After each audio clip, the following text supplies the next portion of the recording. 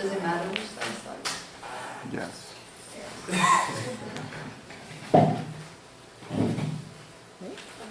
Okay. In support of Jeffrey D. Sachs, we believe that foreign aid could eventually reduce poverty. Although the success might seem obtuse and not effective for some people, there are many cases of successful stories in reducing poverty. It all comes down to being efficient when reducing foreign aid. I will introduce types of foreign aid, crucial lessons, and development goals that have been applied and have shown progress slowly but surely. First and foremost, I'd like to stress and emphasize on the importance of different types of foreign aid. I want to stress this because most people might be thinking that foreign aid is just money getting thrown into these countries, but we need to consider the different types of foreign aid. For example, there's bilateral development assistance, which are long-term projects to promote democracy, economic growth, stability, and development. An example of this is the Peace Corps. The Peace Corps ultimately assists a country determined by their needs, and volunteers get matched up in order to assist due to what the country needs. An successful story is Cape Verde, which is an island off West Africa, a country who developed so much that the Peace Corps have actually eradicated the poverty, and now the country is capable of sustaining themselves. Other types of foreign aid include humanitarian assistance, military assistance, multicultural assistance, U.S. security support, and U.S. security support aid. There are also 6 crucial lessons that I will introduce in development of success stories. 6 crucial lessons in development success stories. One of them is interventions. 1 is interventions are based on powerful, low-cost technology. 2, interventions are relatively easy to deliver based on standard protocols and local ownership. 3, interventions are applied at the scale needed to solve the underlying problem. 4, interventions are reliably funded. 5, interventions are multilateral, drawing support from many governments and international agencies. And last but not least, 6, interventions have specific inputs, goals, and strategies so that success rates can be assessed.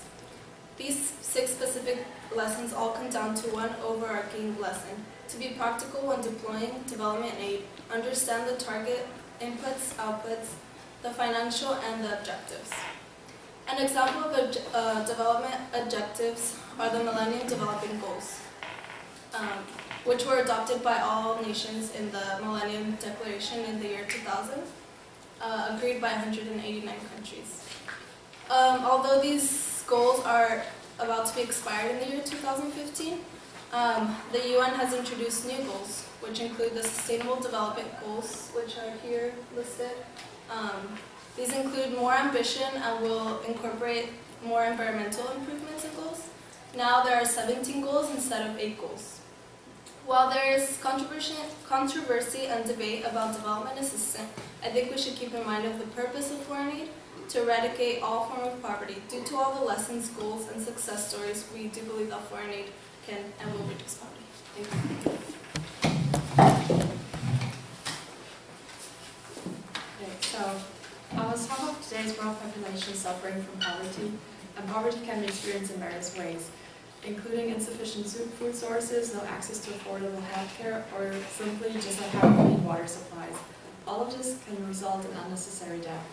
More than 1 million people worldwide still die from diarrhea, a disease that is considered as unpleasant and inconvenient in developed countries, but definitely no longer as life-threatening. So what could we do in order to improve the present situation and reduce poverty? Increasing the amount of foreign aid sent to developing countries seems probably the most obvious solution. However, many countries have done this for the last decades, and there was little to no progress so far. There might have been little progress in East Asia, but especially the sub-Saharan region of African countries is still facing immense poverty issues, despite all the money that is being pumped into these countries. Nevertheless, international organizations like the United Nations, the International Monetary Fund, or the World Bank, but also individuals like Bob Geldof and Select Aid Events, continue to send financial aid trying to promote the economy and support these countries and its citizens financially. So how is it possible that there hasn't been any visible improvement of life quality? We need to start questioning ourselves, where does this money actually go to? Because apparently it's not going to help to reduce poverty or help the citizens itself. Most of the time this money goes to corrupt politicians And we're not even talking about a small amount of money here, but to be specific, we're talking about more than $450 billion that are being pumped into Africa since the 1960s. One author once used the metaphor of a leaking bucket. Money continues to be pumped into the bucket representing African countries, but the money doesn't necessarily stay inside these countries. There are many factors that contribute to this leakage. As you can see on this table that you guys have in front of you, Africa loses its money due to widespread corruption, capital flight, food imports, expenditures on arms, and also civil wars. We can clearly see that the foreign aid doesn't arrive where we necessarily want it to. In reality, corrupt politicians, as I said before, or already rich people who might have a voice in their countries end up using foreign aid for themselves instead of using it for the poor people and infrastructure or other reasons. And this chart is actually telling us more. It also reveals the problems at the core that have to be tackled internally before we can add foreign aid from the outside, especially in the form of money. African countries have actually an enormous economic potential, however, somehow they end up not making use of it, which makes Western countries think that they don't need financial aid. We strongly believe that these countries actually need a change within their own borders. The citizens directly need to get information and help from the outside, thereby leaving out the space where corruption can actually develop, so that eventually developing countries are no longer dependent on the Western countries and their kind support.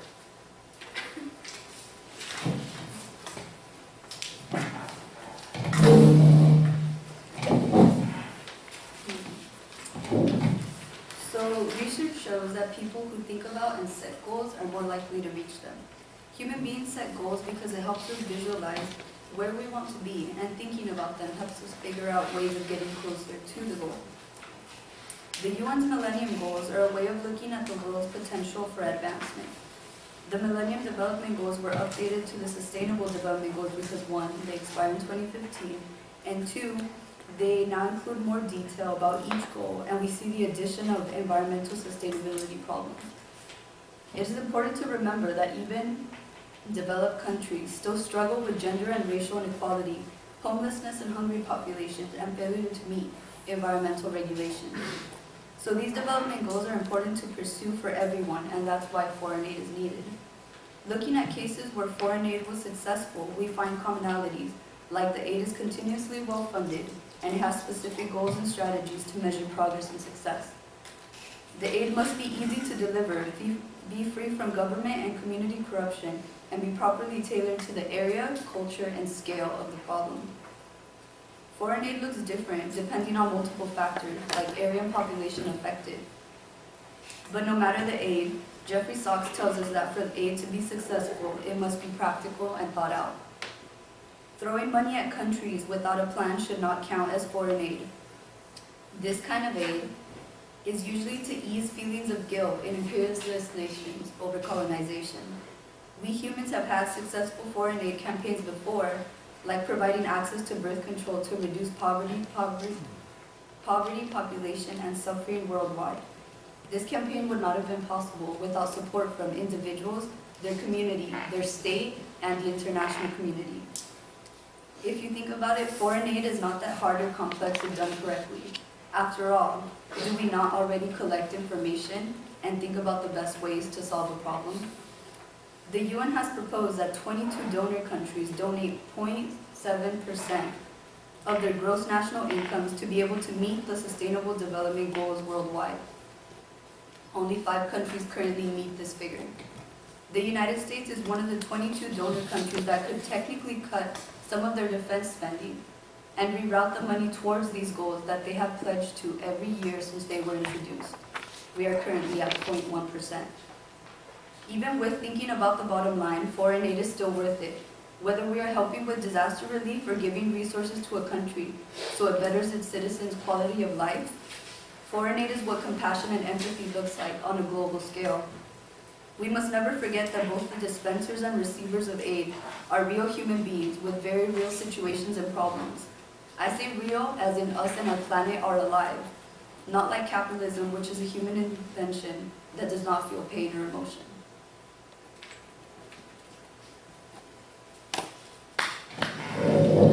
That's why we're clapping at the end.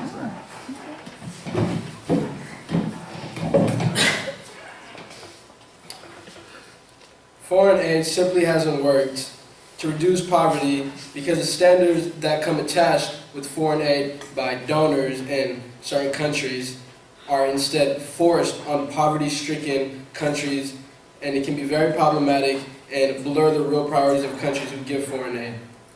It has been shown that foreign aid to reduce poverty has only increased dependency on aid instead of development, because how can you properly develop on aid long term? Global poverty could have been eliminated years ago considering how fast we advance in technology and accumulated wealth. Simply, it boils down to priority, and that boils down to the system that's imposed on the people. For example, in southeastern countries, there's been several countries that have been booming economically, but at the same time, though, a large portion of their population still live in extreme poverty. The same with African states. And African states they lack good institutions and don't have, really a rule of law, and the corruption is rampant. 50% of people in Africa, sub-Saharan Africa, make less than $1.25 a day, and that's 40.4% in South Asia. Developing countries have 2.5 billion people that are forced to rely on biomass like fuel wood, charcoal, and animal dung to meet energy needs for cooking. 80% in sub-Saharan Africa, and half the population in India and China. The world's richest 20% consumes for 76.6% of total private consumption, and the world's poorest 20% accounts for just 1.5%. And this is also with 1.6 billion people without electricity, 706 million in South Asia, and 547 in sub-Saharan Africa, and 224 million in East Asia. We could have eliminated global poverty a long time ago. And since 1960, 20% of the world's people had 30 times the income of the poorest 20%. In 1997, it increased 74 times as much. And in 2013, the poorest 40% of the world's population accounts for 5% of global income. The richest 20% accounts for 3/4 of worldwide. And the disparity between the rich and poorest people have been widening: 3-to-1 in 1820, 11-to-1 in 1913, 25-to-1 in 1950, 44-to-1 in 1973, 72-to-1 in 1997, and in 2013, 88-to-1. Simply put, our priorities are kind of skewed. Think about the cosmetics that are spent in the U.S., which is $8 billion. The military spending, with is $780 billion, and the cigarettes in Europe are $50 billion. Business and entertainment in Japan is $35 billion, and these are donor countries that always give to foreign aid. And for basic education for all is only $6 billion, water and sanitation $9 billion, reproductive health for all women $12 billion, basic health and nutrition $13 billion. Simply put, the poorer the country is, the more likely the debt repayment is extracted directly from the people.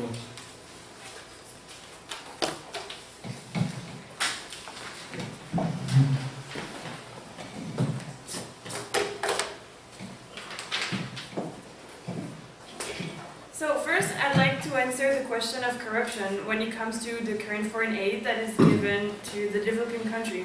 It is true that numerous cases of corrupted leaders and ministers and political leaders have been found in different countries, but these actions are committed by individuals. They're not representation of the country that needs help in itself.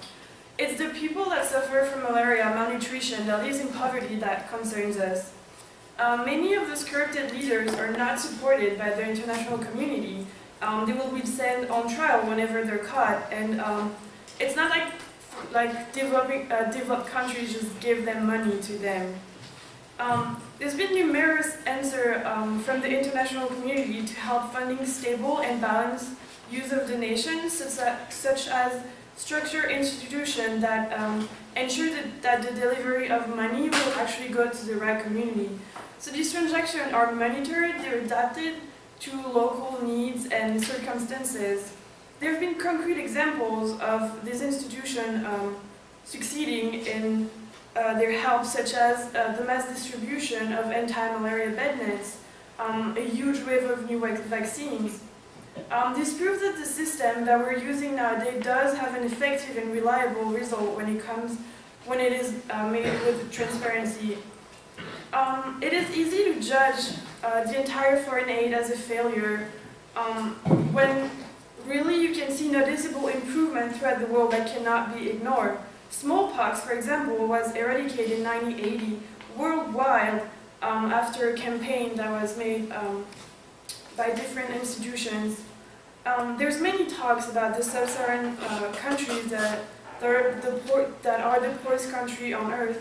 But there's campaigns, for example, like the UNICEF, that helped increase the survival rate of children and reach at least 80% of immunization coverage in this country. It is important to note that many people who think that foreign help is not adequate for countries in the sub-Saharan region, that the large number of those help is actually short-term, and we're trying to make it long-term, sustainable for them.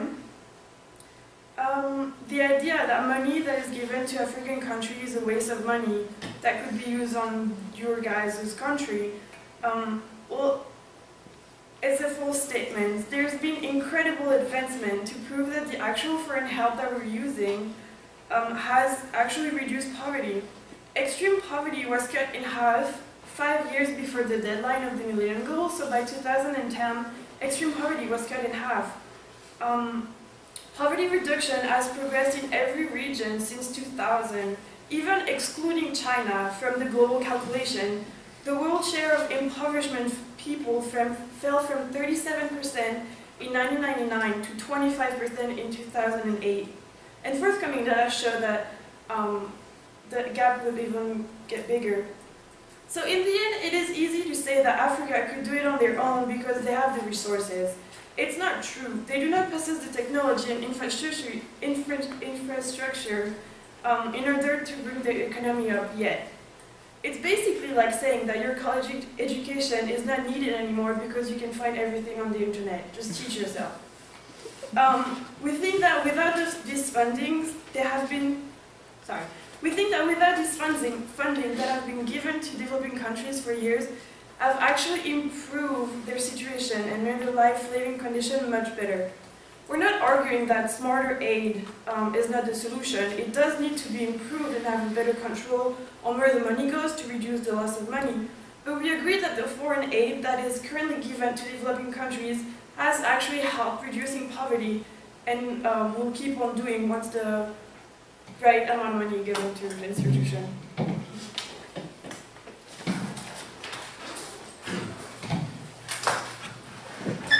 First, let me state that my side isn't against helping the developing world with foreign aid, but we are against the way foreign aid has been implemented. As my partner stated earlier, more than $450 billion has been pumped into Western Africa alone. And what has been accomplished since then? Well, it seems like a whole lot of nothing. My opponent might be right that foreign aid is necessary, but is it necessary for the countries that borrow money to these countries to have a ridiculous interest rate, like Tiznat was saying over here? And when these countries' economies are already in a downward spiral. Yes, countries should help in the developing world, but by helping, they should first not deceive them. Also, when foreign aid is given to the developing world, let's remember, we have no idea where the money goes, also known as a leaky bucket. My opponent pointed out that developed countries still have gender and racial inequality, and that these are important to pursue for everyone, and that's why foreign aid is needed. Shouldn't it be the opposite? Obviously, the developed countries still haven't learned, so why should we implement our ideas to very different cultures and countries?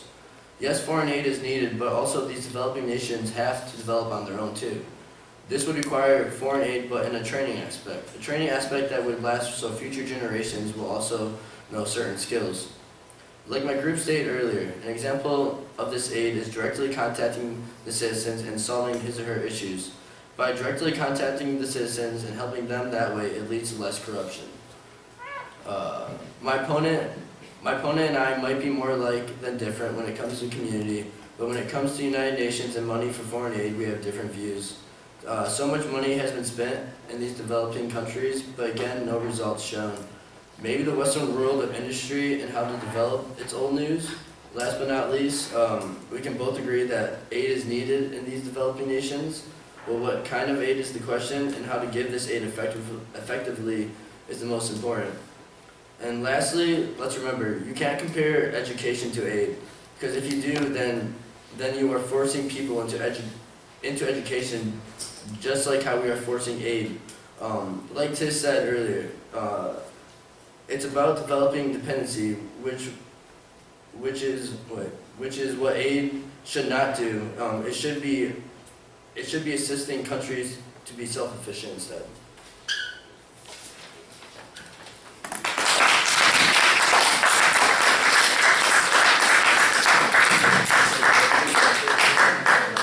Waiting on time every time, guys. Well done. Well done. Okay, so, ladies and gentlemen, should we help people? Does this aid thing actually solve poverty? Is there some subtle argument which we were missing before?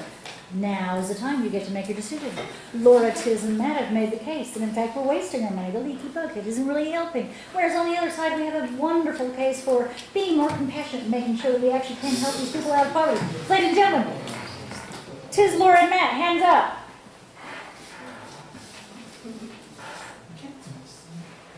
Paulina, Graciela, and Ken. Wow, these are really split votes. Very intriguing. Some people voting twice. I feel like I can see hands again and again. Well done, guys. Thank you very much.